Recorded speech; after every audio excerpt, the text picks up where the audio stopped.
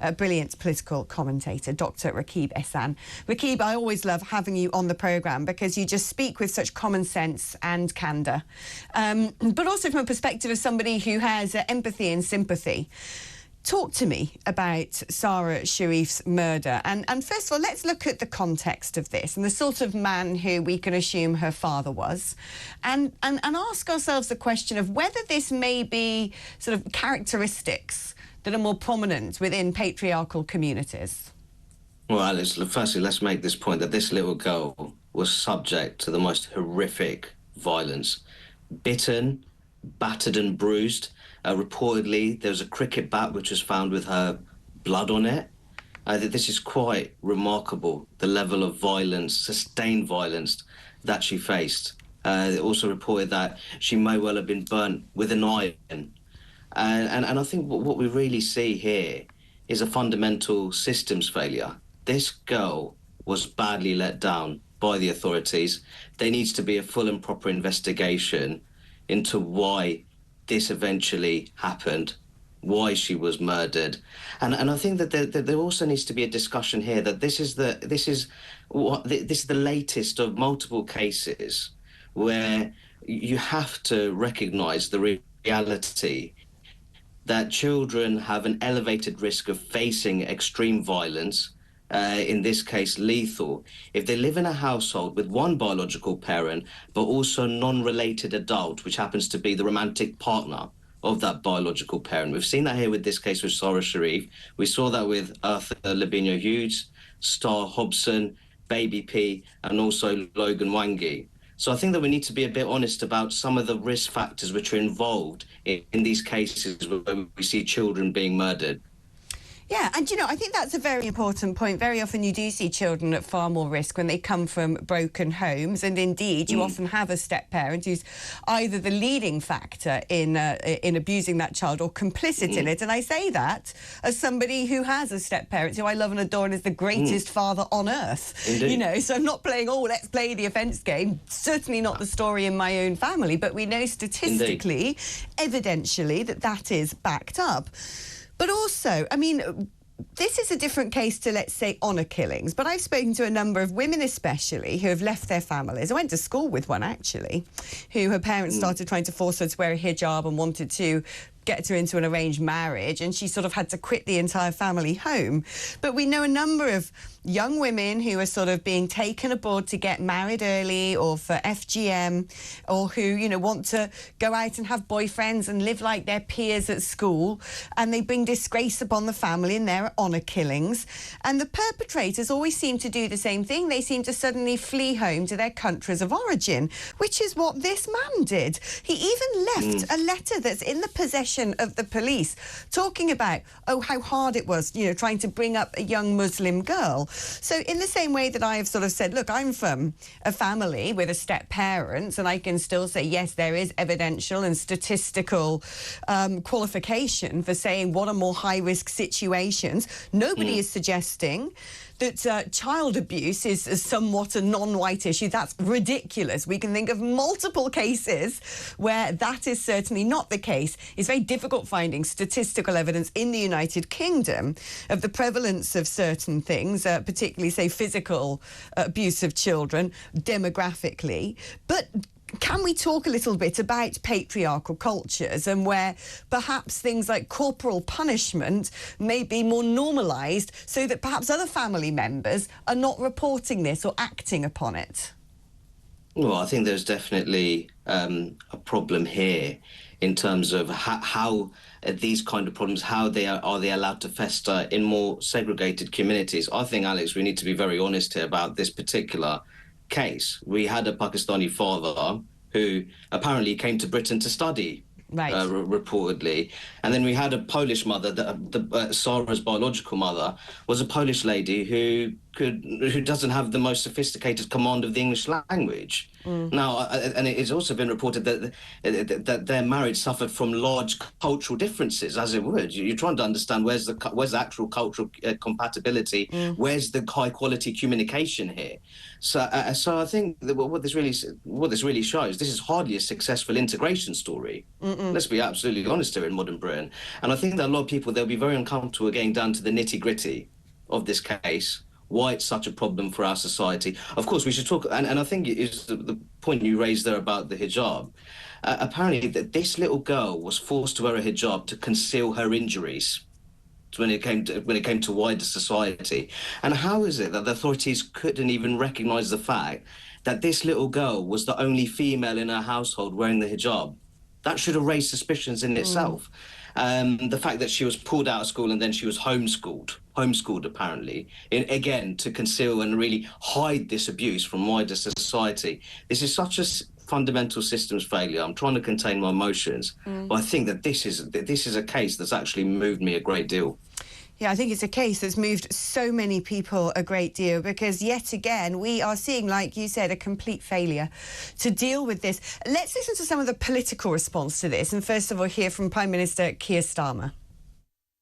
My first response is a human response. This is just the most awful case. It's very hard to see and to read about for many people who will be viewing this. Just shocking. So that's where I start on this. Obviously, there's going to be questions that need to be answered in relation to this case. I don't think that we should allow ourselves to think that whatever the rules on smacking are, that that's got anything to do with this case. This is about violence, it's about abuse, it's about making sure there's protection and safeguards for children, particularly those being homeschooled. I mean, it's all very well having the safeguards. One could argue that those safeguards are in place. The problem is they're not being deployed. And especially where you find these circumstances where perhaps the person working in social services, perhaps the school teacher, perhaps the police officer, you know, sort of thought something was wrong but didn't really want to act on it for fear of causing offence or alienation or being accused of racism. I mean, do you think that yet again the big R word that everybody is so terrified of has actually resulted in a situation where those safeguards have fundamentally failed? Well, Alex, I don't want to be in the business of speculation, but I think that has to be part of the investigation. It needs to be explored whether racial or indeed religious sensitivities were at play, and whether that paralysed authorities in terms of really taking robust action when it comes to this particular case. This little girl should have been withdrawn completely from the situation that she was in. There's absolutely no two ways about that. The idea that you had this custody battle and then she was ultimately living with an abusive father, which had a well-documented record of domestic violence, it's a fundamental systems failure.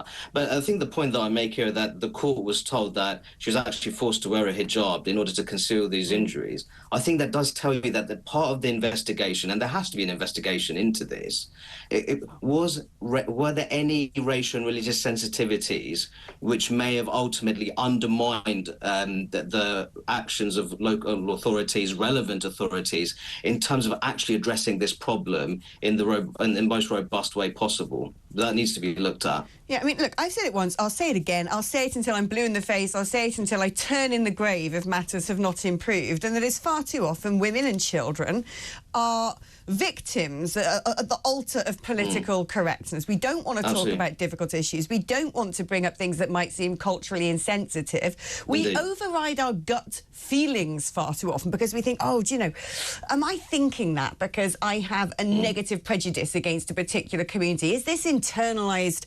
xenophobia, Islamophobia? But we saw this, in my introduction, I was talking about the number of children. When I was really digging down into statistics earlier, the one that jumped out at me, and it sort of ties into the idea that poor little Sara was taken for homeschooling, is how many children who were taken into care or under the guardianship of social services for a period are returned to those families from which they were taken. And that's the one where statistically, because those statistics are available, that's the one where you can see a predominance of children from Asian backgrounds or children from minority backgrounds.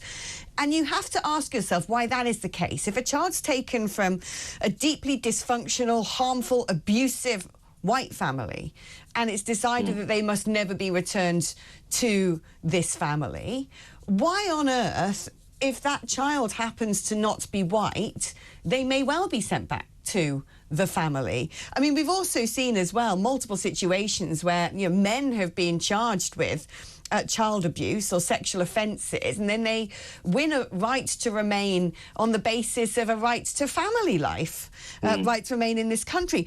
And it reminds me again of what went on in Hare Hills and the fact that you had children that the social services took off a Roma family.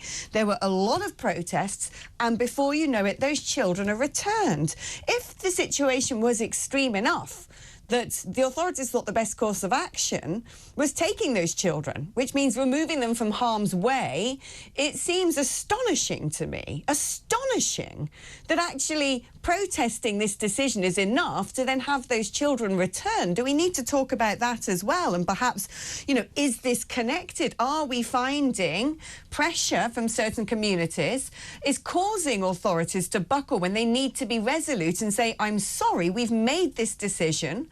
We're not going to be bullied. We're not going to be coerced. We're not going to be intimidated by accusations that we've done something wrong or made this decision on the basis of racism. This decision was made because it's the right decision to make.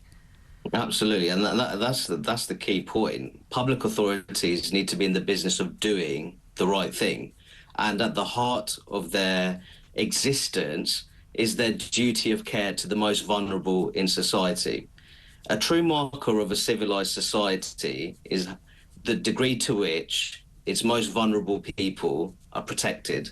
And I have to say, modern Britain is failing miserably on that front. We looked at the numerous grooming gang scandals across the country where ultimately you had thousands of white British working class girls sacrificed on the altar of political correctness and racial and religious sensitivities. You've talked about honour-based violence. I think actually what you see there, public authorities, they need to be in the business of thinking that women abused in those segregated communities, those are British women. They're British women. This is not a community problem, something to be resolved within communities. No, that's a problem that needs to be sorted out. Absolutely. So I think what we need to do, those public authorities, they need to be security-oriented, duty of care to the vulnerable, has to be restored in terms of how they approach their activities and operations.